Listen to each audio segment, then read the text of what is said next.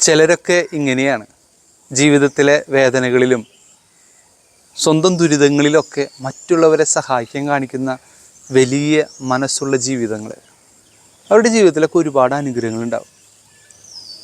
ചിലരൊക്കെ ശ്രദ്ധിച്ചിട്ടില്ലേ, അവരുടെ ജീവിതത്തിൽ വലിയ കഷ്ടപ്പാടും ദുരിതമൊക്കെ ആയിരിക്കും. പക്ഷേ മറ്റുള്ളവരെ സഹായിക്കുന്ന, മറ്റുള്ളവരെ സ്നേഹിക്കുന്ന, മറ്റുള്ളവർക്ക് വേണ്ടി ശുശ്രൂഷ ചെയ്യുന്നവരൊക്കെ എത്ര പേരുണ്ട്. ഒരു കുടുംബത്തിലൊരു അമ്മൂമ്മ വയ്യാതിരിക്കുകയാണ്. ആ അമ്മൂമ്മയെ ശുശ്രൂഷിക്കുന്ന ആ മകള് ശാരീരികപരമായിട്ടും ക്യാൻസർ രോഗബാധിതയാണ്. പക്ഷേ അമ്മയെ ശുശ്രൂഷിക്കാൻ ഉപയോഗിക്കുന്ന ആ ഒരു മനസ്സ്, അതത്രത്തോളം ദൈവത്തിൻ്റെ മുമ്പിൽ വലിയ സ്വീകാര്യത ലഭിക്കുന്നുണ്ട്. പരിശുദ്ധ അമ്മയെക്കുറിച്ചാണ് നമ്മളിന്ന് ചിന്തിക്കുന്നത്. പരിശുദ്ധ അമ്മ എലിസബത്തിനെ സന്ദർശിക്കുകയാണ്. പരിശുദ്ധ അമ്മ ഗർഭിണിയാണ്. ആ സമയത്താണ് മലമ്പ്രദേശത്തേക്ക് അവൾ ഓടിപ്പോകുന്നത്. എലിസബത്തിനെ, ഇളയമ്മയെ സഹായിക്കാൻ പോകുന്ന പരിശുദ്ധ അമ്മയുടെ വലിയ മനസ്സ്. ദൈവം തിരഞ്ഞെടുത്ത ഒരു സ്ത്രീ, ഒരമ്മ.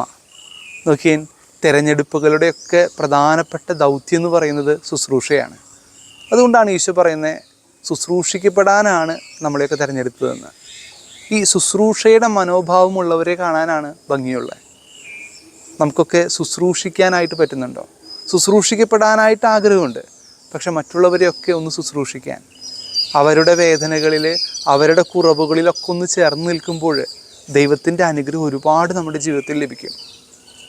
ഈ എലിസബത്ത് പരിശുദ്ധ അമ്മയെ കാണുമ്പോൾ പരിശുദ്ധ അമ്മയെ വിളിക്കുന്ന പേര് കർത്താവിൻ്റെ അമ്മ എന്നാണ് എലിസബത്ത് വിളിക്കുന്നത്.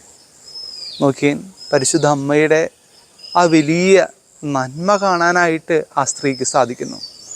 മറ്റുള്ളവരുടെ ജീവിതത്തിലൊക്കെ നന്മകളുണ്ട്, സ്നേഹമുള്ളവരെ. ആ നന്മകളൊക്കെ കാണാനായിട്ട് നമുക്ക് പറ്റുന്നുണ്ടോ? പലപ്പോഴും മറ്റുള്ളവരുടെ കുറവുകളൊക്കെ നമുക്ക് കാണുവാനും ആ കുറവുകളൊക്കെ പറയാനല്ലേ നമുക്ക് കുറേയും കൂടി ആഗ്രഹം.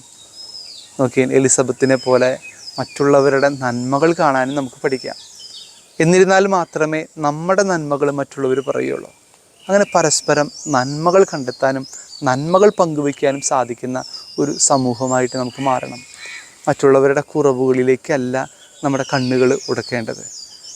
അവരുടെ ജീവിതത്തിൽ ഒരുപാട് നന്മകളുണ്ട്, ദൈവം നൽകി വച്ചിരിക്കുന്ന നന്മകൾ. ആ നന്മകൾ കണ്ടെത്താനും പങ്കുവയ്ക്കാനായിട്ട് നമുക്കൊന്ന് പരിശ്രമിക്കാം. അവരൻ്റെ കുറവുകളിൽ ചേർന്ന് നിൽക്കാം. അവൻ്റെ വേദനകളിൽ, സങ്കടങ്ങളിൽ ചേർന്ന് നിന്നുകൊണ്ട് അവനെ ശുശ്രൂഷിക്കാനായിട്ട് സാധിക്കുമ്പോൾ ദൈവത്തിൻ്റെ അനുഗ്രഹവും ദൈവത്തിൻ്റെ സൗന്ദര്യവും നമ്മുടെ ജീവിതത്തിലുണ്ടാകും. ദൈവം സമൃദ്ധമായി അനുഗ്രഹിക്കട്ടെ.